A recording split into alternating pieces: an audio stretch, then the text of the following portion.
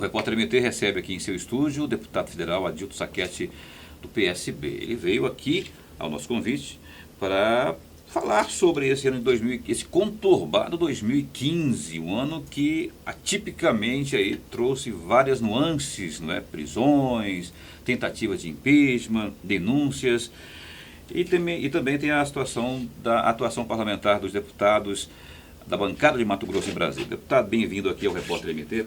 Eu já vou perguntando para o senhor o seguinte, rapaz. 2015, diante disso que a gente falou aqui na abertura, foi um ano atípico, não é? Muita coisa que há muito tempo não se via, se é que algum ano, em alguma ocasião no passado se viu, uma turbulência dessa com a questão econômica indo no mesmo ritmo, de forma negativa, não é? Mas eu queria que você fizesse um relato, o senhor que inclusive é produtor rural, que sabe acompanhar de perto essa questão da economia, a crise econômica e a crise política, elas estão intrinsecamente ligadas, mas tem também o fator da crise moral, que acabou sendo a consequência disso tudo. Qual a avaliação que o senhor faz disso aí, desse imbróglio todo? Primeiro quero comentar os internautas que estão nos assistindo, dizer que realmente foi um ano totalmente atípico.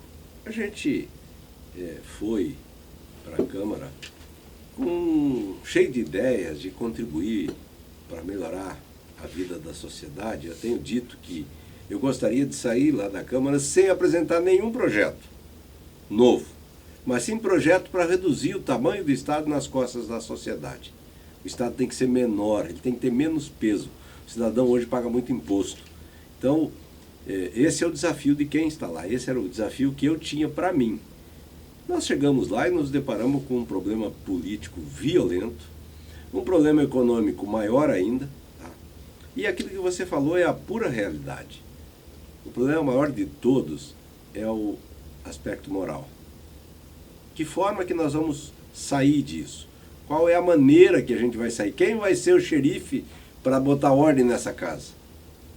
Mas se a gente olhar, o Congresso como um todo, ele nada mais é do que um pedaço da sociedade. Quem está lá surgiu de dentro da sociedade. Então não é só o Congresso que tem problema.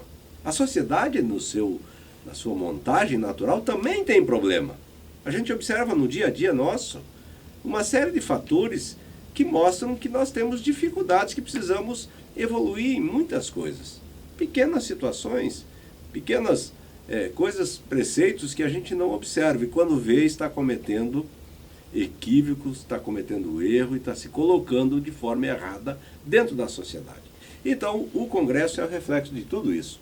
E dentro desta situação, nós temos que buscar um caminho para o Brasil. Um caminho novo, um caminho que seja discutido, que não pode vir pela violência, nem pela imposição, mas que se busque a construir uma sociedade mais justa. Não defendo aquele que fez errado.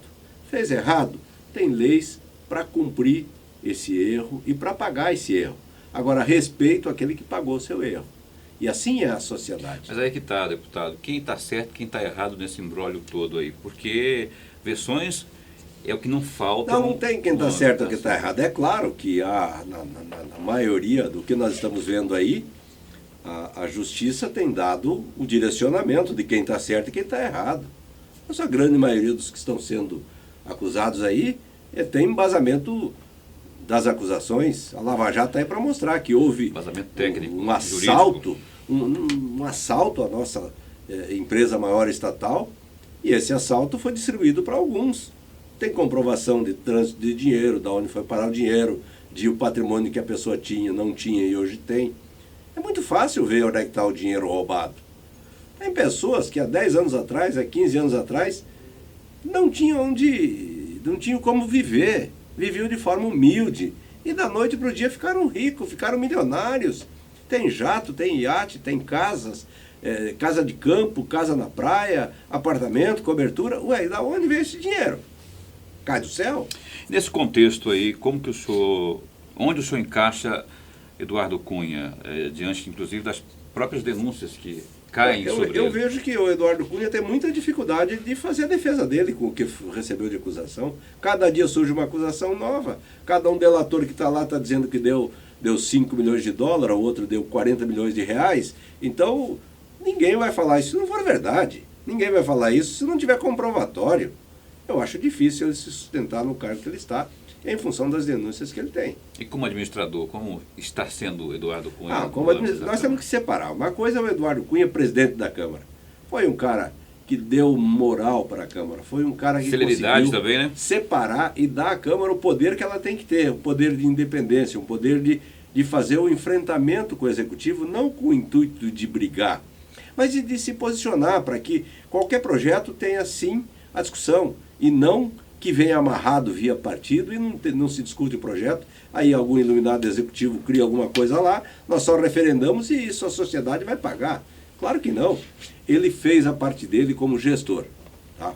Agora, a parte particular dele, ele tem que responder e tem que realmente ser comprovado o que está ali, ele vai ter que pagar. Então, deputado, antes de entrarmos no fator Dilma, o Supremo Tribunal Federal, não é? Aí, já agora em dezembro, ele se posicionou nessa questão do impeachment aí. Ou seja, zerou tudo aquilo que vocês, depois de muita briga ali dentro, acabaram chegando no consenso. Uma votação que ocorreu de forma secreta, veio o doutor Supremo Tribunal Federal e fala, não, vocês fizeram errado, vão ter que fazer tudo de novo.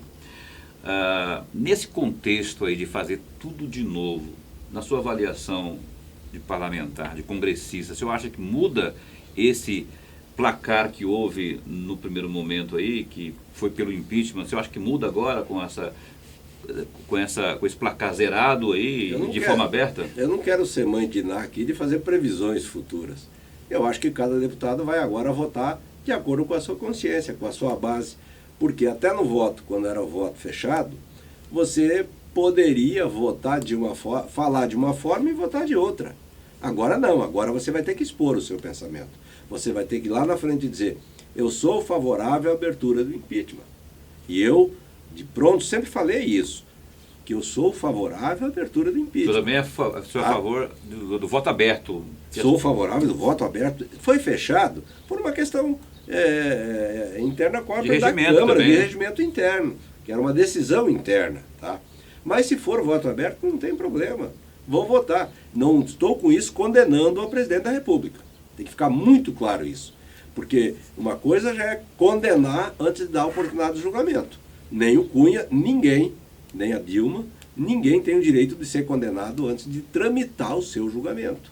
Então eu sou favorável à abertura do processo de impeachment. Quanto mais transparente, melhor. Exatamente, né? Para eu poder fazer juízo de valor e lá na hora que eu vou ter que dar o voto, se condena ou não condena, aí é outra coisa. Aí é outra situação que, de acordo com o que for apresentado, você vai fazer o julgamento. Por enquanto, está no diz que me diz, que de todos os lados. Eu não vi papel, eu não vi, a não ser o que saiu da imprensa, eu não peguei na mão nenhum papel e eu espero que, a hora que for a comissão estiver instalada, aí sim surja isso. Né? Forneça, vai ter um relatório que você vai basear, baseado nesse relatório, baseado nos apensados documentais que vão estar junto, tomar a sua decisão. Aí é outra coisa.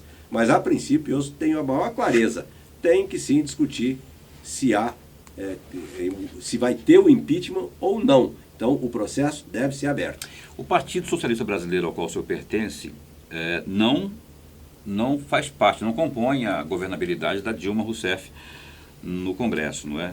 E, em função disso aí, o senhor entende, qual é a leitura que o senhor faz desse pós-Supremo Tribunal Federal, dessa ação, com esse jogo franco, aberto, com voto aberto? Há quem diga nos bastidores, especialmente da oposição, que agora, com a força da máquina, esse placar pode mudar. Não é futurologia, não, é leitura do que pode acontecer, porque não seria, inclusive, não seria coisa inédita, porque já houve isso em outros patamares de governo no passado.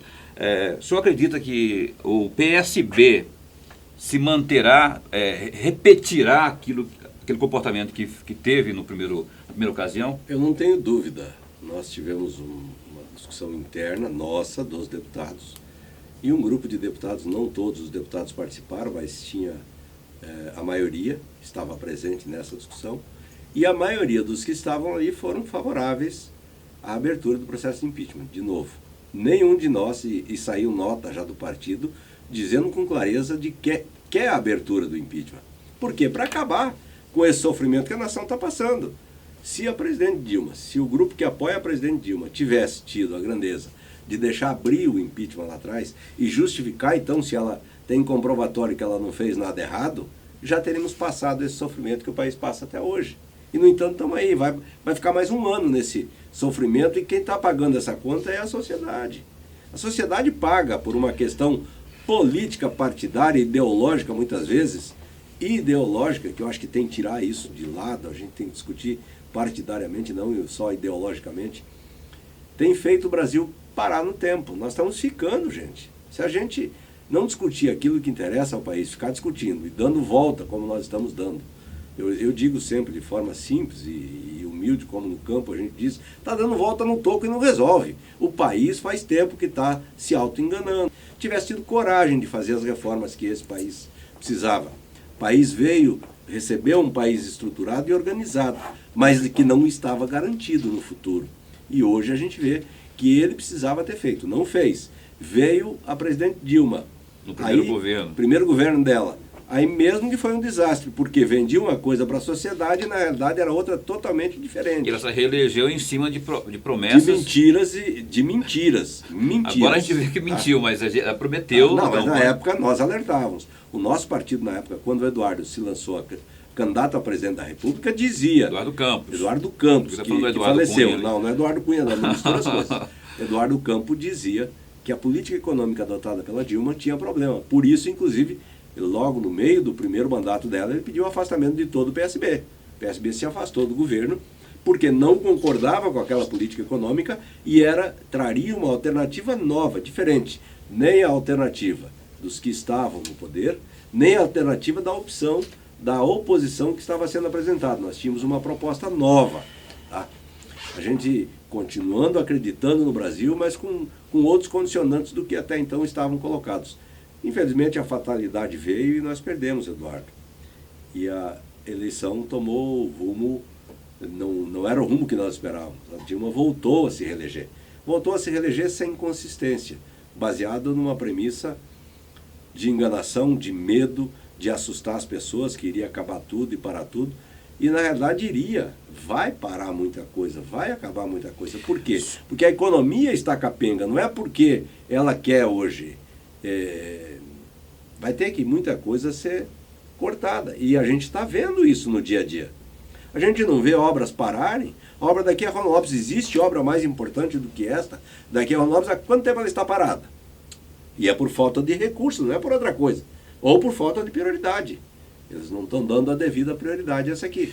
Mas principalmente por falta de recursos que ela está parada. O senhor comunga comunga, essa palavra é tão horrível. O senhor compactua da ideia de que 2016 será pior do que 2015 com base nessa crise que se vê, né, e que assola o país. Não tem nem dúvida que 2016 será muito mais complexo que 2015. 2015 nós entramos com a esperança que iríamos superar, que chegaríamos no final do ano com um pequeno déficit, que chegaríamos no final do ano com superávit primário. Quando nós chegamos no final do ano, tivemos que fazer correção de novo. Não tem superávit, nós estamos com um déficit monstruoso. As coisas mudaram muito do início do ano 2015 para o final do ano 2015. E 2016 nós vamos entrar numa condição péssima, péssima. A economia parando, nível de emprego caindo a nível de emprego monstruoso, como nunca se esperava. Nós estamos voltando para 2009, nível de emprego desse país, e vamos cair mais ainda. Nós vamos cair mais ainda. Nós temos 10 milhões de famílias que vão descender de classe social. Isso não é eu que digo, isso são estudiosos. O último levantamento que já falaram do IBGE aponta 1 milhão de vagas fechadas, postos de trabalho em 2015, por conta dessa recessão toda. Esse é um exemplo. Mas vai ter 10 milhões de famílias que vão descender na escala social. Aqueles que conseguiram ascender para a classe A vão descender para a classe B, os da B vão descender para C. Ou seja, aquilo que Lula conseguiu tirar o pessoal, para puxar o pessoal para as classes mais abastadas, melhorar a vida, pode piorar de novo. Pode piorar, voltar para trás de novo. E por que isso? Porque não teve coragem de fazer os enfrentamentos, porque botou a ideologia na frente da realidade. E a roubalheira que aconteceu não pode deixar de falar. Isso aí é consequência de tudo, essa ideologia. O petrolão... Começou lá atrás. O mensalão já mostrou que tinha um problema. Tá? E isso só foi ampliando e chegou no Petrolão. Esse Petrolão é uma lástima. E aí vem aqui e falam para a sociedade o seguinte: petróleo é nosso. Nós não podemos abrir o petróleo, porque o petróleo é um patrimônio do povo brasileiro. Olha que grande mentira que isso foi vendido para a sociedade brasileira. Mentira! Petróleo nunca foi nosso. O petróleo é dos funcionários da Petrobras, que tem os melhores salários desse país, que aposentam com o Petros, o fundo que eles têm lá, que é pago com o nosso dinheiro, através do combustível caro que nós pagamos. Com a interferência que tem hoje, nós não temos o petróleo, está todo aí. Na realidade, a Petrobras nunca foi nossa. A Petrobras é de quem trabalha na Petrobras, é das ONGs que estão engatadas na Petrobras, é de quem lida com a Petrobras. E o povo brasileiro mesmo, a única coisa que tem é o custo da gasolina. 3,80. Se tivéssemos o mercado, regulado, com regras claras, onde todos pudessem operar, com regras claras de impostos, para que operem e ganhem dinheiro, paguem os impostos. Através dos impostos, a sociedade recebe os benefícios.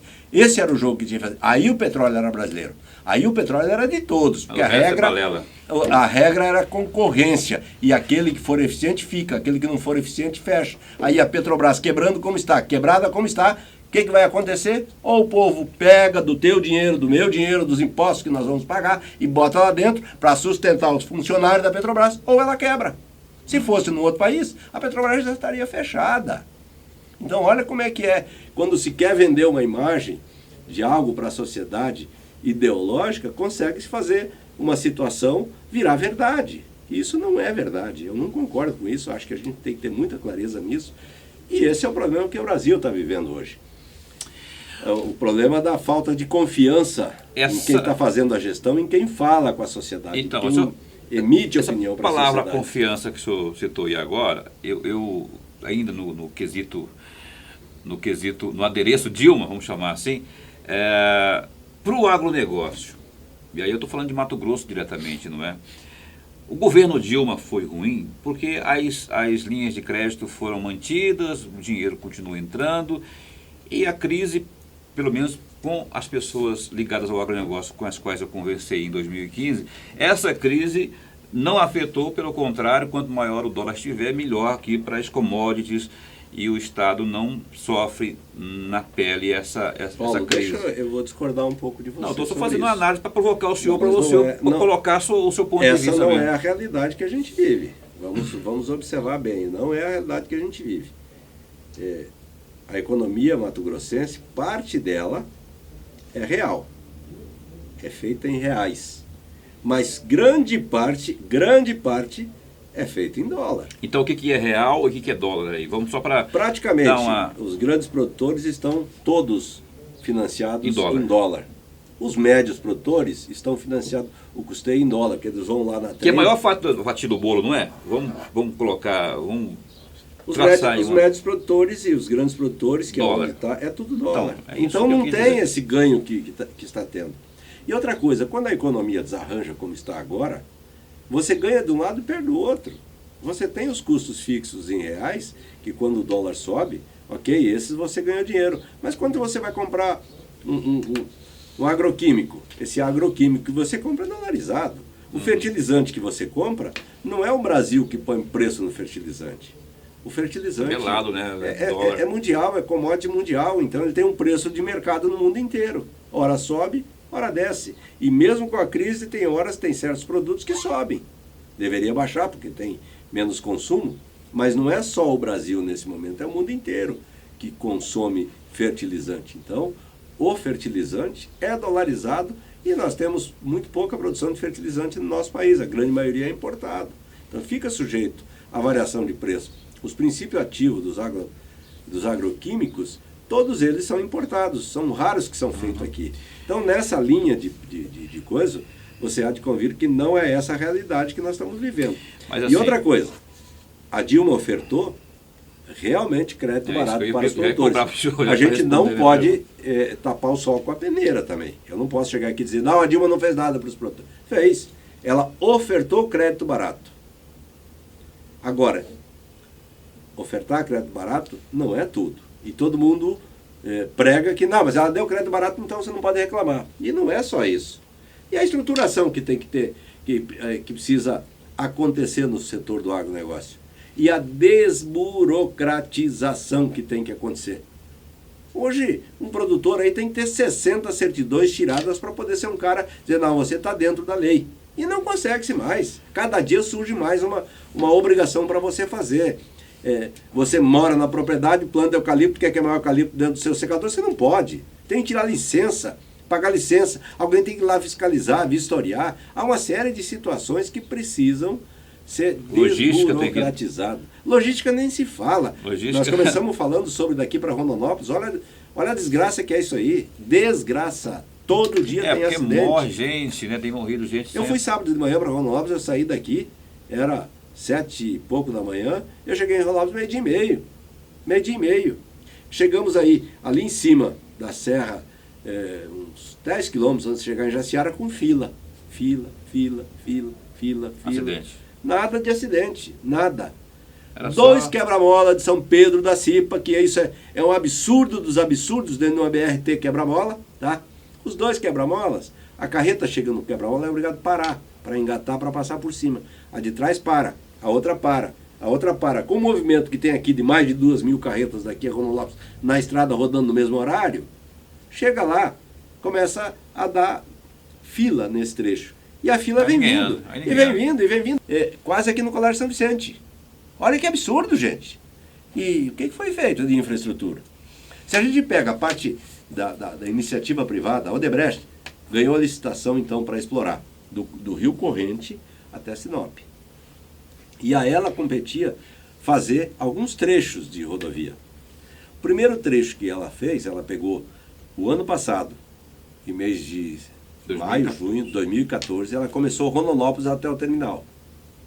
Pois bem, gente, Rondonópolis ao terminal está pronto, tá? Rodando. Mas tem mais. Rondonópolis até a divisa do estado, são 126 quilômetros, está pronto, está em fase final de pintura de faixa, de acabamento de obra de arte. Todo aquele trecho em um ano ela fez.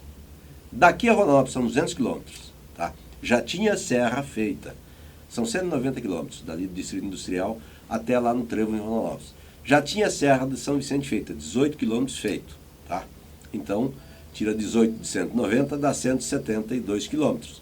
172 quilômetros, fazem 4 anos que começaram. Não. E tem até agora 10 quilômetros na saída de Rondonópolis feito. Tá? Que está se acabando. A empresa cobrando pedágio, que está se acabando, que está sendo deteriorado por falta de cuidado de término da obra que não foi terminada. Tem mais 40 quilômetros em cima da Serra de Jaciara até no pedágio, que está terminado já faz 4 meses, mas como não paga, falta pintura, falta o acabamento final, está tudo ali parado. Esse é o governo brasileiro. Esse descomprometimento com as coisas. O pedágio fazia parte do acordo. Tendo 10% do asfalto feito, a empresa poderia... Pode tomar água que a gente dá uma trégua aqui. A empresa, tendo 10% do asfalto feito, ela poderia cobrar pedágio. E se a gente olhar dos 800 quilômetros que ela tem que fazer, ela tem 100 e poucos quilômetros já feito lá em Rondonópolis. E os outros trechos, fizeram a Serra da Caixa Furada ali, que foi feita e depois caiu, estão refazendo, tem um trecho ali que estão refazendo. Tem um trecho em cima da serra, uns 8 quilômetros até o trevo da 364 com a 163 para entrar para Diamantino e para Lucas, que está feito. Então, até aí dá para entender que tinha cobrança e foi negociado o pedágio, mas as obras têm que estar acontecendo, senão desestimula a gente a pagar pedágio, não é justo, né? A gente está falando de toda essa problemática de infraestrutura e de logística aqui do estado do Mato Grosso, porque a gente estava puxando do fator Dilma, qual a importância dela para o segmento do agronegócio, para Mato Grosso, aí a gente acabou esbarrando na questão da logística aqui. Deixa eu te falar só como é que a burocracia está imperando e a ideologia está sobrepondo aquilo que tem que acontecer.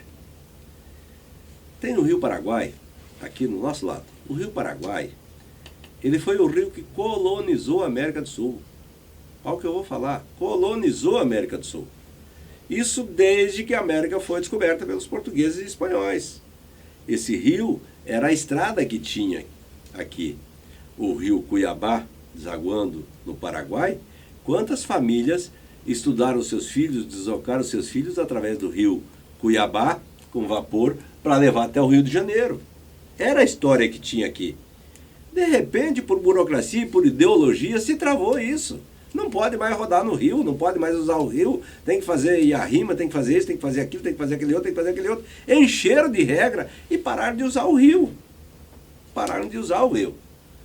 Isso é um contrassenso, nós temos uma hidrovia pronta aqui. E aí eu entrei com um projeto de EVTA. O que é EVTA?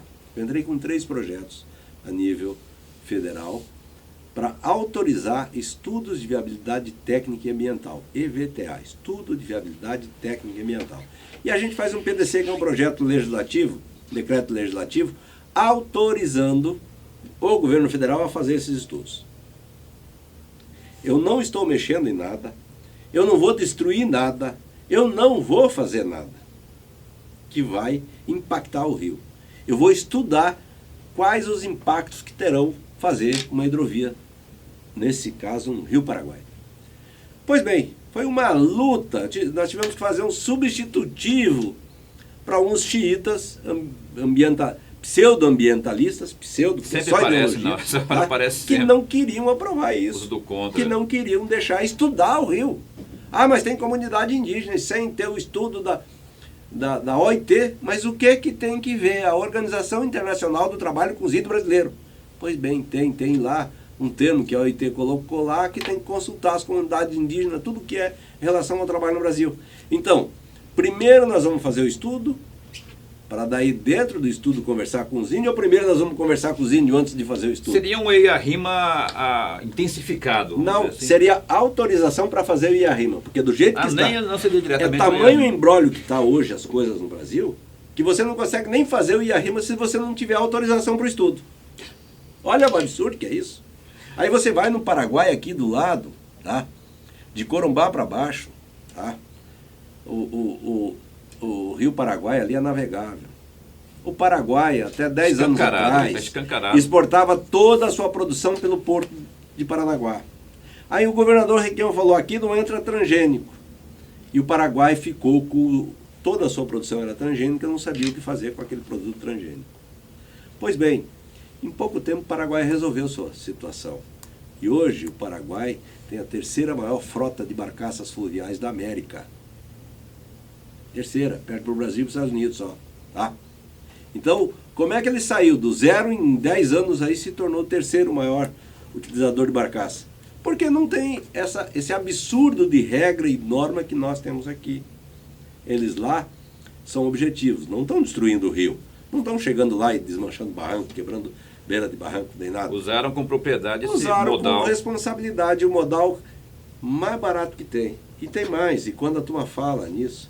Vamos lá na França ver o canal que fizeram agora, acabaram de entregar faz uns 90 dias lá, 10 quilômetros mudando o rio, 10 quilômetros de lugar onde ele estava. Lá pode. Aqui não pode nem derrubar árvore, lá pode mudar tudo, no interesse da sociedade, para melhorar a vida das pessoas. Aqui não pode. Então é isso que tem que começar. Não estou aqui pregando a destruição, também tem que ficar muito claro isso, porque senão você tem uma posição e aquelas pessoas maldosas já te chamam de destruidor e te colocam um rótulo que você quer destruir tudo. Não é isso, eu quero com regra, eu quero com norma, eu quero com estudo, eu quero com seriedade, eu quero com preservação da natureza.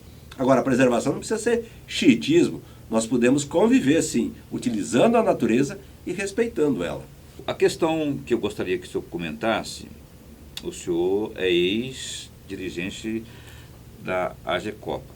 E o senhor sabe que tem tramitando no âmbito da Assembleia Legislativa de Mato Grosso, não é, uma comissão parlamentar de inquérito que, ao longo de 2015, ouviu aí, por meio de suas oitivas, muita gente ligada à antiga AGECOPA, depois Secopa, imbrólios e mais imbrólios, polêmicas e outras tantas polêmicas, e o senhor também esteve por lá.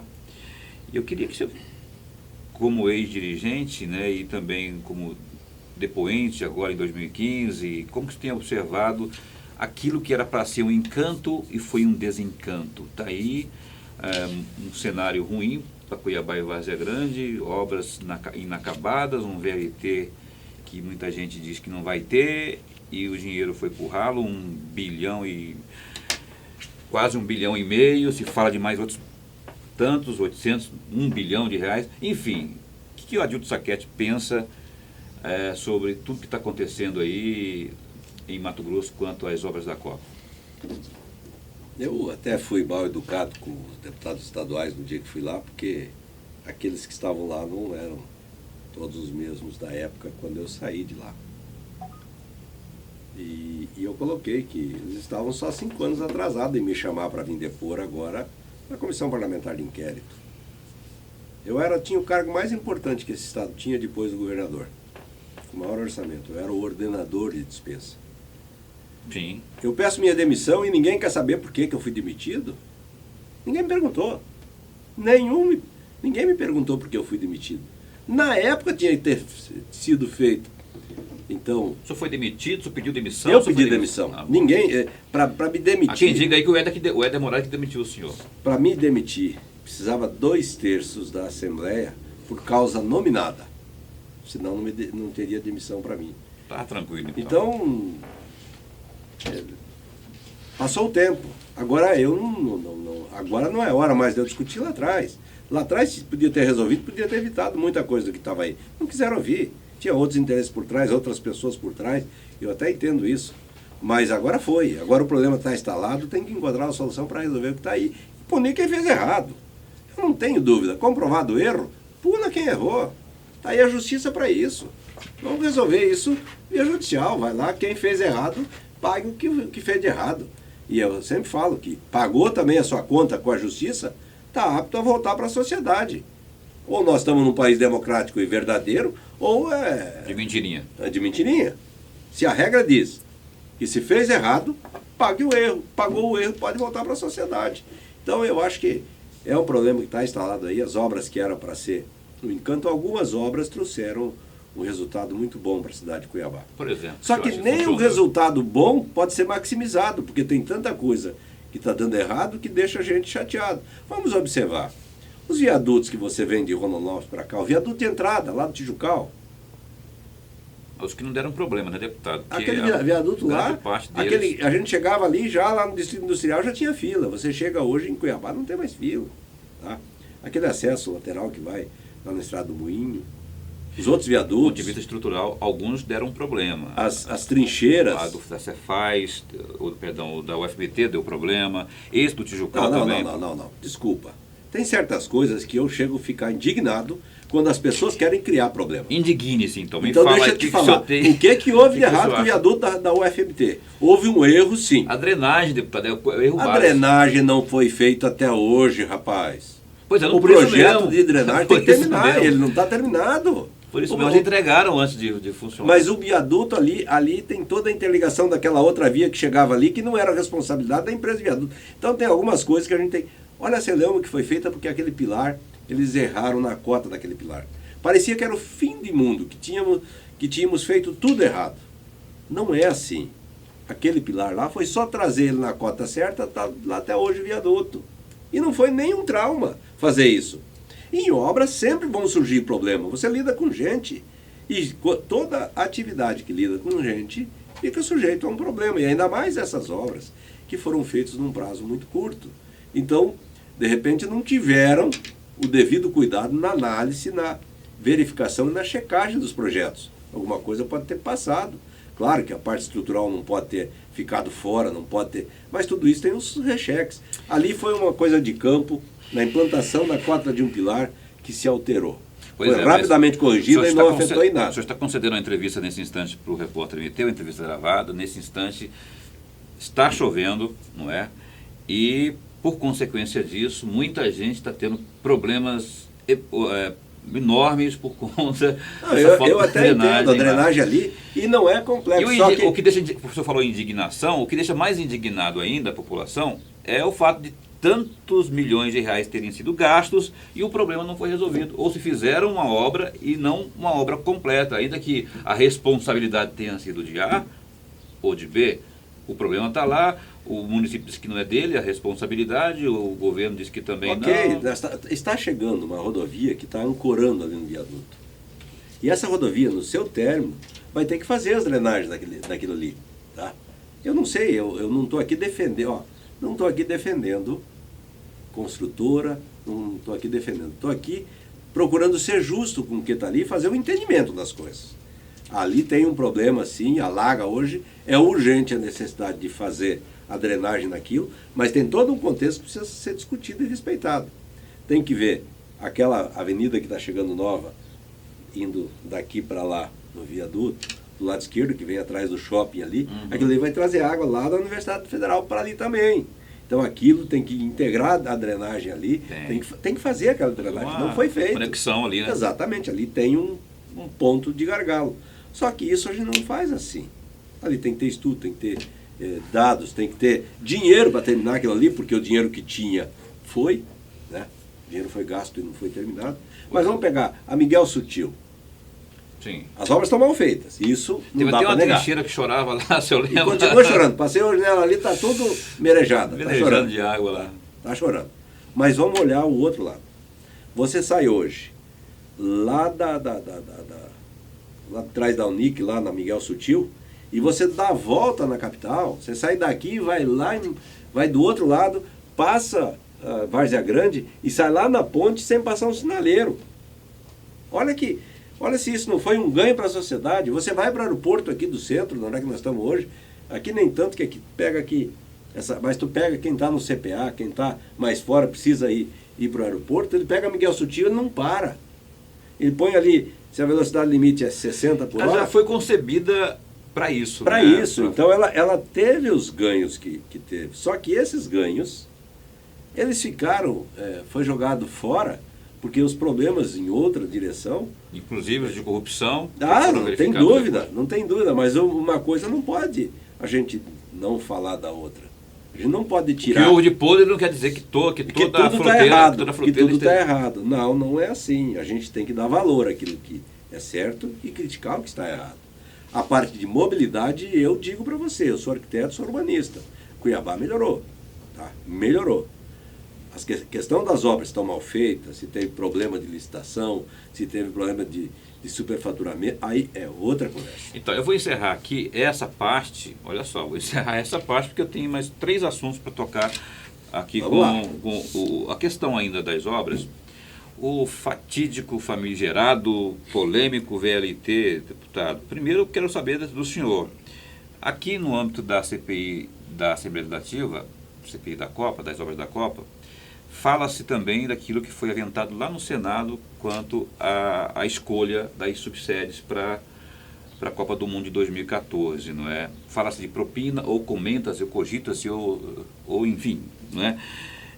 Que o senhor, à época, o Blairo Maggi, inclusive numa entrevista que ele me concedeu aqui ao Repórter MT e à Rádio Capital, ele disse o seguinte, que não, o Bonilha, o ex-dirigente também da G-Copa, ele tinha uma amizade com o João Avelange, e que em função dessa amizade houve. A influência que houve foi até aí, então, que não houve nada além disso, do ponto de vista... O que eu sabia era exatamente nessa linha.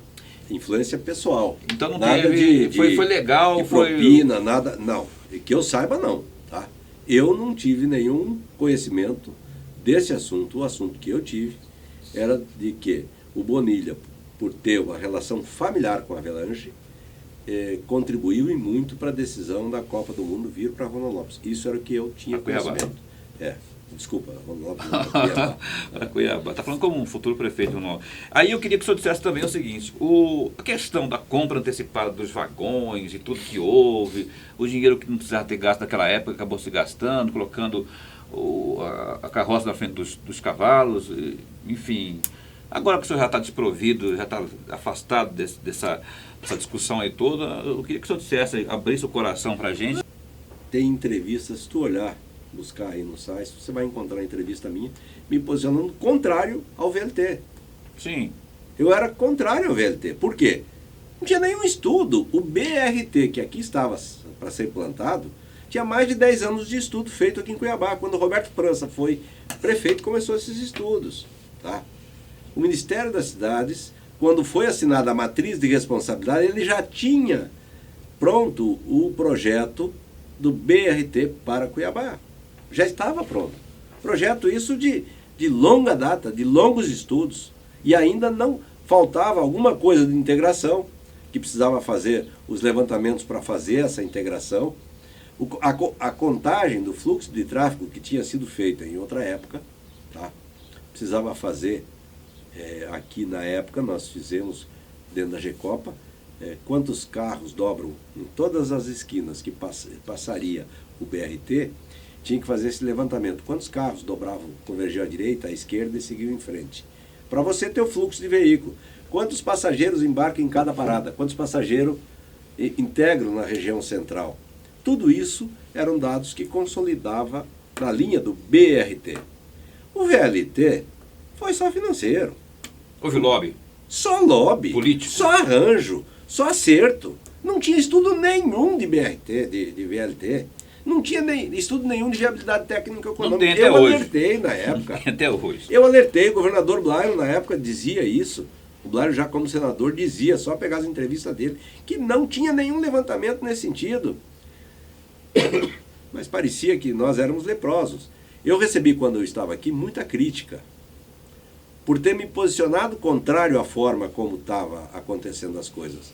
Eu ouvi de pessoas aqui, influentes e até de políticos da época, saí em sites, saí em revistas, inclusive, dizendo que o Sacchetti não gostava de Cuiabá, o Sacchetti era de Rondonópolis, veio para cá, não gostava de Cuiabá. Todo mundo se posiciona com essa certa crítica. E essa crítica, exatamente por gostar de Cuiabá, por querer as coisas certas para Cuiabá, que eu me posicionava. E as pessoas na maldade, e muitas vezes alguns deles na safadeza, querendo levar vantagem, então vamos tirar o cara de lá, né? Aí ele não gosta de Cuiabá, mas agora muita gente ele não presta para Cuiabá. Agora muita gente entende o senhor. Bom, mas agora a Inês é morta, o Leite já derramou. Mas a gente tem que tirar de todas as passagens da vida da gente aprendizado. Nós não vamos conseguir fazer voltar ao tempo. Nós não vamos voltar ao que está aí. Mas nós hoje vamos ter que buscar a solução para o que está aí.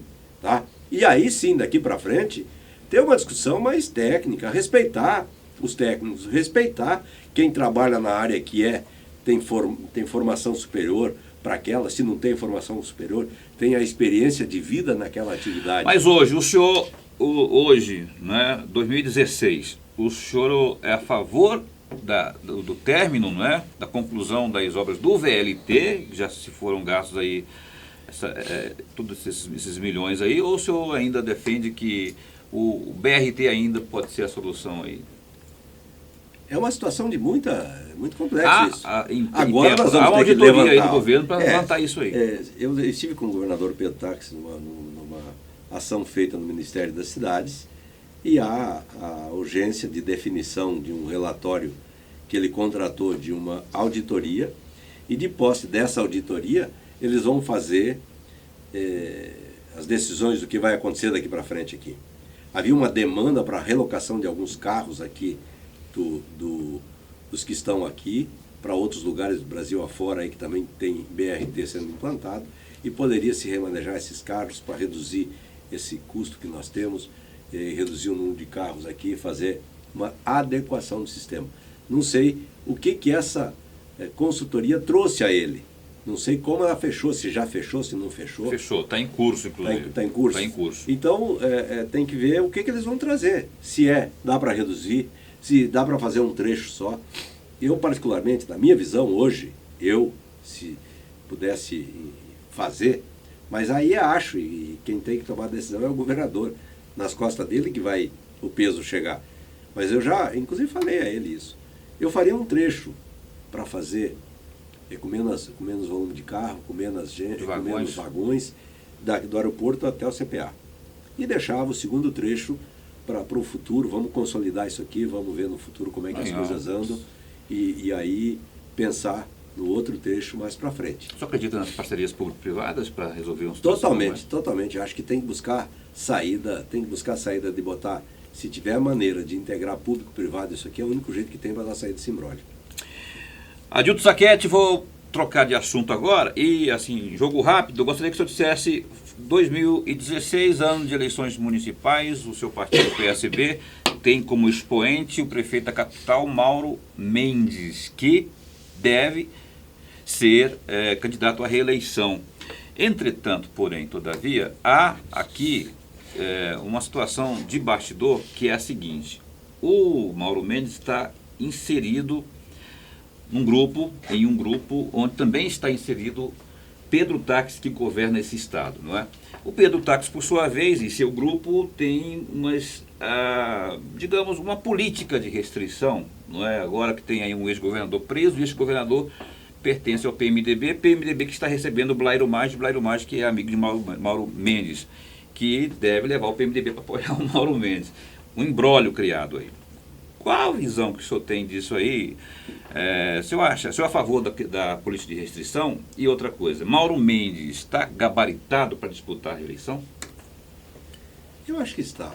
Eu acho que o Mauro modificou as práticas administrativas da cidade de Cuiabá. A gente não pode negar quem anda aqui na capital, quem vem de fora, e eu não estou constantemente aqui, a gente vê constantes melhoras na cidade. Então, eu acho que o Mauro, ele tem se credenciado a continuar aqui, como prefeito. Essa questão de Pedro, de Blairo, de Mauro, me parece que nós temos que pensar o Estado de uma forma diferente. A eleição do Pedro Táxi já foi pensado diferente. O Pedro juntou um grupo de pessoas e de diversos partidos que nem estavam coligados, mas as pessoas queriam mudança no Estado e apoiaram ele. Se o Mauro está fazendo um bom governo, se nós ficarmos pensando só em partido, em grupo, em poder, nós vamos voltar a ser o que era. O Estado vai ser o que era antes. O poder. Não interessa com quem eu ando, eu quero estar no poder. E não é por aí. Eu acho que o Mauro está servindo a sociedade, fazendo um trabalho sério, fazendo um trabalho honesto. Vamos valorizar o Mauro. Por que essa história de, mas se eu valorizar o Mauro, ano que vem ele vai tirar o meu lugar? Gente, se nós pensarmos só em política, dessa política tradicional, o Brasil não vai a lugar nenhum. Está chegando a hora da gente mudar a visão de política.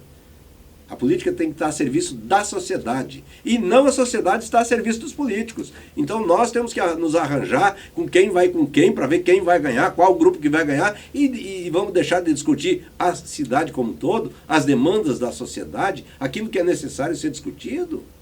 Eu acho que, desculpa, Paulo, eu não concordo com essa discussão. Eu não concordo, porque partidos é uma coisa, pessoas são outras. Então nesse contexto eu vou... Se eu não gosto daquela pessoa porque ela fez algo errado e eu não quero andar junto com ela, o partido dela não tem por que eu não estar junto com ele. Tirar então aqui da Baixada Cuiabana e eu vou jogar a discussão lá para o sul do estado. O senhor é candidato à reeleição, o senhor já foi prefeito, reeleição não, o senhor é candidato a prefeito de Rondonópolis, o senhor já foi prefeito de Rondonópolis, saiu bem avaliado, aparece bem nas pesquisas, o cenário lá aponta o Percival Muniz, que é o atual prefeito, o nome dele como forte na cidade, o do senador Medeiros também, do Zé Carlos do Pátio, que agora respira após a situação que houve aí da Justiça Eleitoral em âmbito federal, em âmbito nacional. Que cenário é esse? Como o senhor enxerga, se considerando inserido ou fora desse contexto aí de eleições de 2016 em Rondonópolis? Nós temos que conversar com a sociedade. Eu tô vendo totalmente diferente a política. Essa política de construção só de partido. Já surgiu 2 partidos novos agora, esses poucos dias que se passaram aí, com essas brechas que tem, no interesse dos que estão dentro do jogo. Quer dizer, a sociedade não tem nada a ver. Quem quer esses partidos é quem está dentro do jogo, que quer alguma vantagem de estar dentro do poder. Tá? Então, eu não concordo da forma como está aí a política. Nós temos que modificar a política. Nós temos que chegar para a sociedade e apresentar um projeto que nós queremos da política. Não é se o Zé Carlos... Quer dizer que não pode ter nome novo. Zé Carlos, quantos anos tem de política? Só ele serve para fazer política. Percival, quantos anos está na política? Adilto, quantos anos está na política? Blairo, quantos anos está na política? Quer dizer que só nós servimos para ser político? Olha que está beneficiando o Zé Medeiros aí, que é o único novo na parada. Mas que seja o Medeiros, qual o problema? Agora, eu vejo que o prefeito de uma cidade tem que ser o gestor da cidade. Tem que ter conhecimento administrativo, tem que saber fazer gestão da cidade. Ele vai gerir a maior empresa do município. A prefeitura é a maior empresa do município. Qualquer empresa que tenha um diretor qualquer, esse diretor tem que ter competência administrativa, senão ele ganha conta. E prefeito não tem esse compromisso. O prefeito não precisa ser competente administrativamente, tem que ser politicamente. Está errado.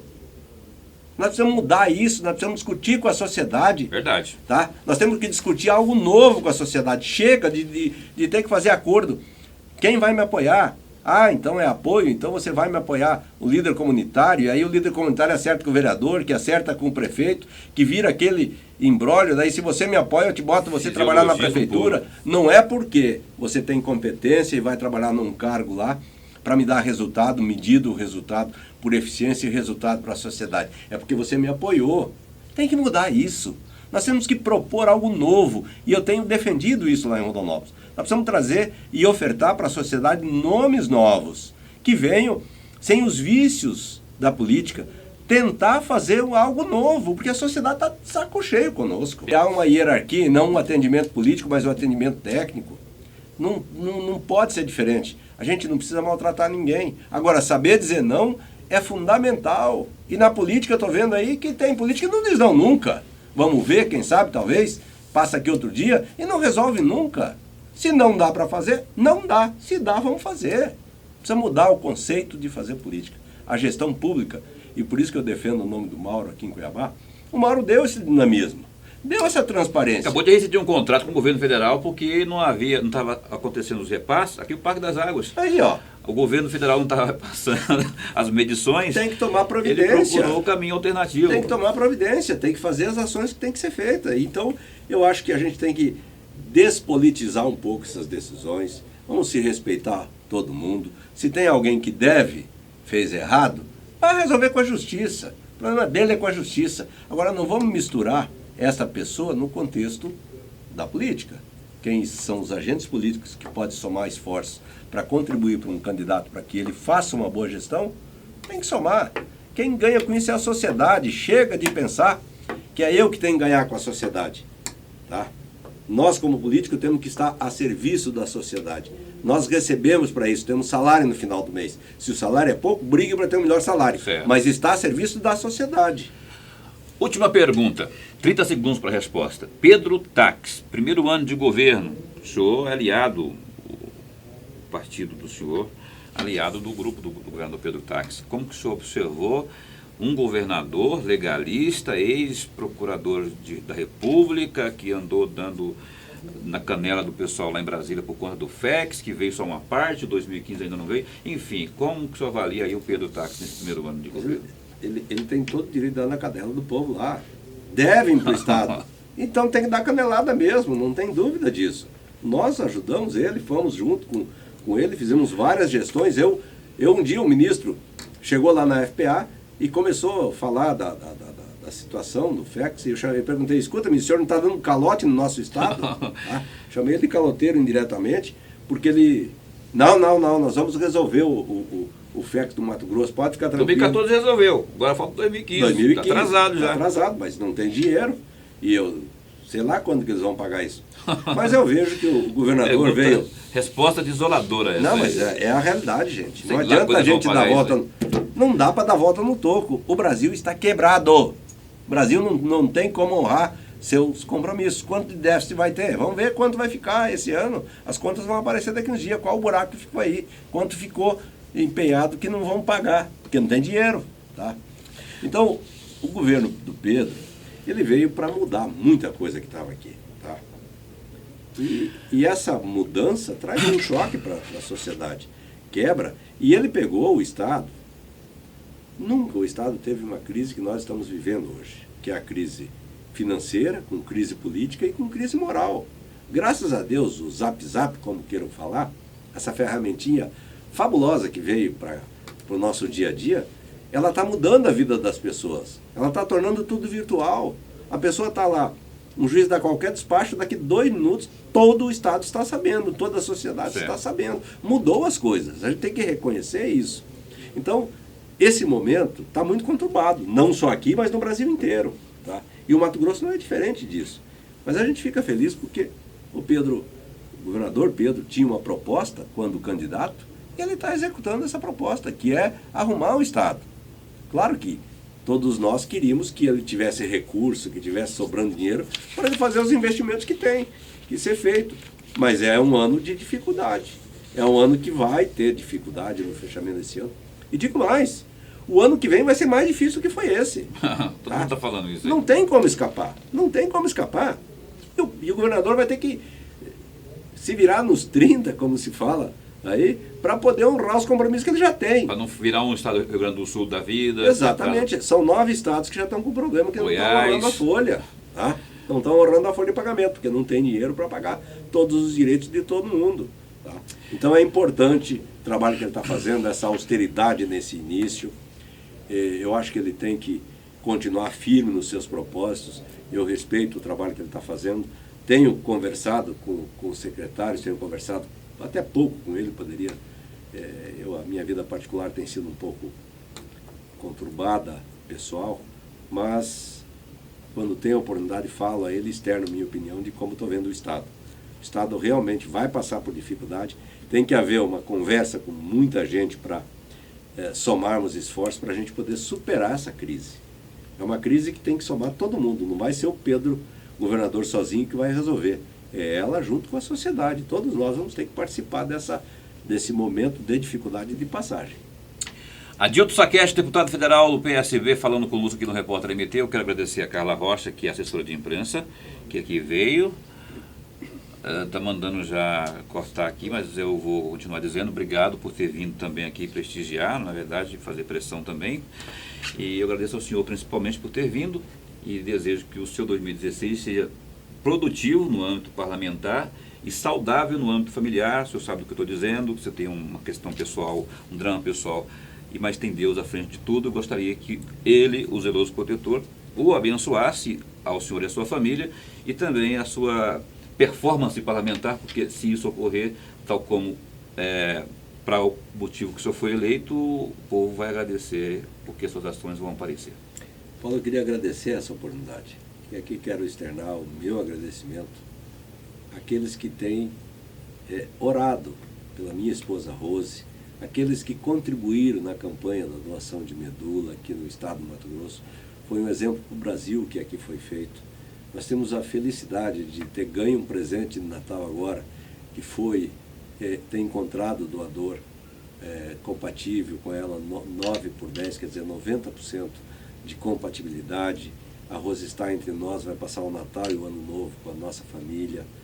E como nós vamos ter um Natal de muita felicidade, queria desejar isso a todos. Que todos possam ter um Natal de amor, de carinho, de fraternidade, de alegria, de mesa farta. Afinal, fazer o espírito de Natal está presente na vida de todo mundo. E eu só tenho a agradecer. Eu acho que a gente muitas vezes no dia a dia tem dificuldades, muitas vezes se posiciona com força, e quando chega uma dificuldade que nem chegou dentro de casa, a gente vê que dá para a gente fazer um mundo melhor baseado na fraternidade, como foi a demonstração que o Estado deu para a Rose.